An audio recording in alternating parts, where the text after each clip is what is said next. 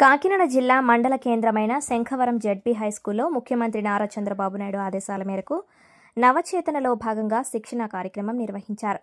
CDPO Venkatalakshmi ఆధ్వర్యంలో చేపట్టిన ఈ కార్యక్రమానికి ప్రత్యేక శిక్షణ అధికారినిగా అరుణశ్రీ హాజరయ్యారు. ముందుగా ప్రముఖుల చేతుల మీదుగా జ్యోతి ప్రజ్వలన చేసిన అనంతరం ఒకరోజు శిక్షణలో భాగంగా ప్రతి చిన్నారి సమగ్ర అభివృద్ధి లక్ష్యంగా తల్లులు తీసుకోవాల్సిన జాగ్రత్తలపై వివరించాలని ఐసిడిఎస్ సిబ్బందికి సూచించారు. నవచేతన యాప్ ద్వారా పిల్లల అభివృద్ధిని శాస్త్రీయ పద్ధతిలో అంచనా వేసి అభివృద్ధి ఆలస్యాలను ప్రారంభ దశలోనే గుర్తించేందుకు అవసరమైన విధానాలపై వారికి అవగాహన కల్పించారు.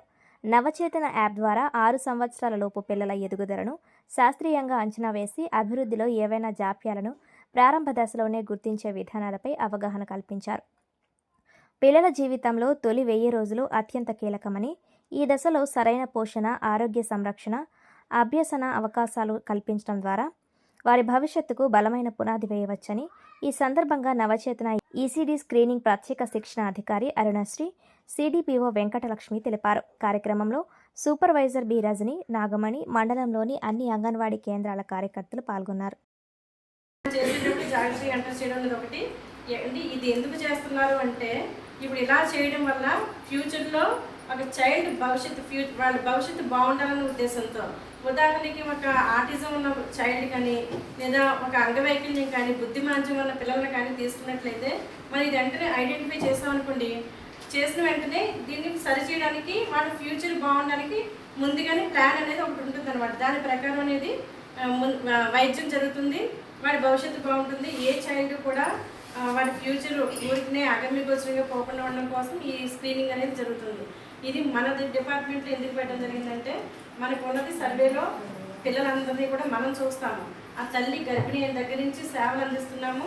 ఆ తల్లి గర్భిణీ ఇవ్వాలన్నమాట. అప్పుడు వాడికి ఏమవుతుంది, వాడి బ్రెయిన్లో ఇప్పటికీ వైబ్రేషన్స్ అవుతాయి, పాజిటివ్ వైబ్రేషన్స్ అవుతాయి.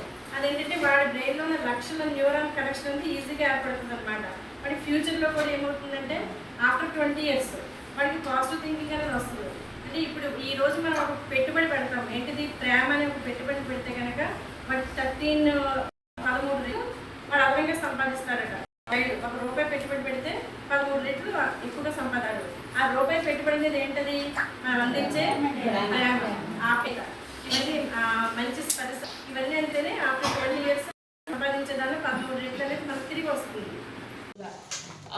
స్క్రీనింగ్ అన్నది చేయడం జరుగుతుంది. దీని ముఖ్య ఉద్దేశం ఏంటి అంటే కనుక, పిల్లల్లో ఏవైనా లోపాలు ఉన్నాయి, లేటుగా జరిగే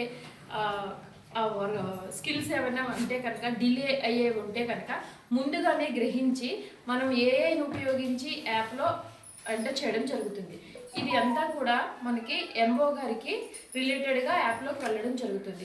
ఎవరికైనా డిలేస్ జరిగితే, వాళ్ళ వయసుకు జరగాల్సిన మైల్ స్టోన్స్ కనుక వెనకబడిపోతే కనుక గుర్తించి వాళ్ళని నార్మల్కి చేయడానికి కోసం అని చెప్పి ఎంఓ గారి ద్వారా మనము డైస్, మన జీజీహెచ్ హాస్పిటల్లో ఉంటుందండి డిఈఐసి అన్న ఒక సెంటరు, దానికి మనము పంపించడం జరుగుతుంది. అక్కడ థెరపీల ద్వారా వాళ్ళని నార్మల్ చేయడం జరుగుతుంది.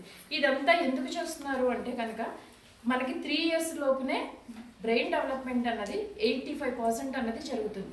ఈ టైంలో కనుక మనము వాళ్ళని కరెక్ట్ స్క్రీనింగ్ చేసి మనం థెరపీలు ఇవ్వడం, ఈ స్క్రీనింగ్ చేయడం ద్వారా యాప్ ద్వారా మనము పిల్లల్ని నార్మల్ చేయొచ్చు అనే ఉద్దేశంతో దీనిని ప్రవేశపెట్టడం జరిగిందండి. ఇది 10వ తారీఖున లాంచ్ అవుతుంది. దీనిని అందరూ కూడా ఉపయోగించుకుని మన సర్వేలో ఎవరు కూడా ఈ వెనుకబడితనంతో లేకుండా అందరూ నార్మల్గా ఉండాలని కోరుకుంటూ తెలియజేస్తాను.